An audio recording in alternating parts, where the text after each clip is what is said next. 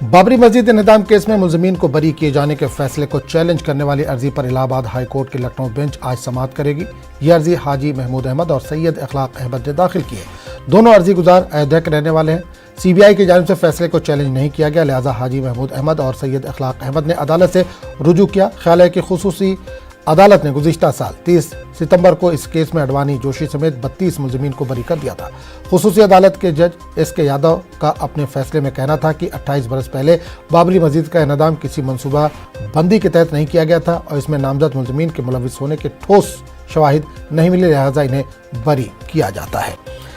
اس پورے معاملے پر بات کرنے کے لیے ہم سیدھے رخ کریں گے لکھنؤ کا، جہاں سے ہمارے نمائندے طارق خبر جڑے۔ طارق، بابری مسجد انہدام کیس میں ملزمین کو بری کیا گیا تھا،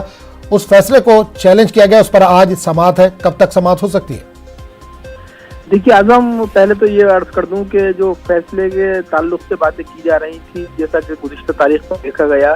تو ایک افسوس کی لہر تھی اور مذمت کی جا رہی تھی۔ حالانکہ کورٹ کے متعلق بیان دینے میں لوگ تھوڑا گریز کرتے ہیں اور احتیاط برتتے ہیں، لیکن اس معاملے کو لے کر کئی سمتوں سے کئی سطحوں پر بیانات جاری کیے گئے۔ اور دیکھیے، آپ نے یہ بھی بتایا تھا ہمارے ناظرین کو کہ باقاعدہ طور پر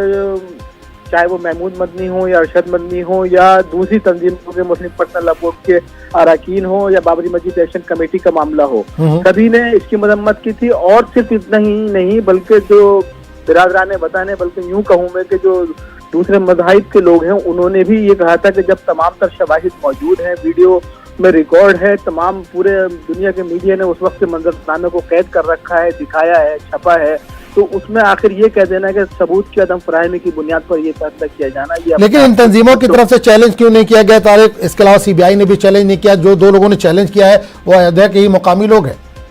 بہت اہم سوال ہے اعظم یہ، لیکن بنیادی بات یہی ہے کہ جس انداز سے دیکھیے بابری مسجد اور رام جنم بھومی کا فیصلہ آیا،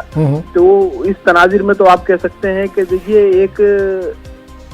بڑے طبقے نے اس کو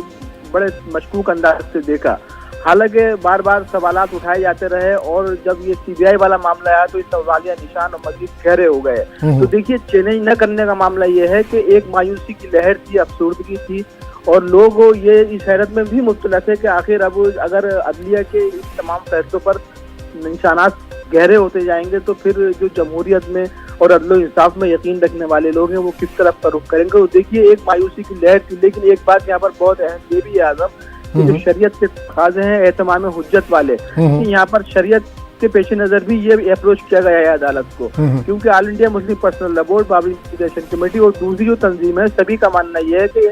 آخری حد تک جو گنجائشیں ہو سکتی ہیں جو ہمیں آئین و دستور کے مطابق ملتی ہیں، شریعت یہ کہتی ہے کہ ان کو پورا کیجیے، خواہ اس کا انجام کچھ بھی ہو۔ تو آپ نے دیکھا کہ جس وقت بابری مسجد کا فیصلہ آیا تو آخری جو گنجائش تھی وہ بھی استعمال کی گئی، اور اس معاملے میں بھی سی بی آئی والے معاملے میں بھی یہی ہے کہ جب تک گنجائش نظر آئے گی آئین و دستور کے حوالے سے پیش رفت کی جا سکتی ہے۔ بالکل، چلیے بہت بہت بالکل طارق، بہت بہت شکریہ اس تمام جانکاری کے لیے۔ سماعت آج ہونے والی ہے۔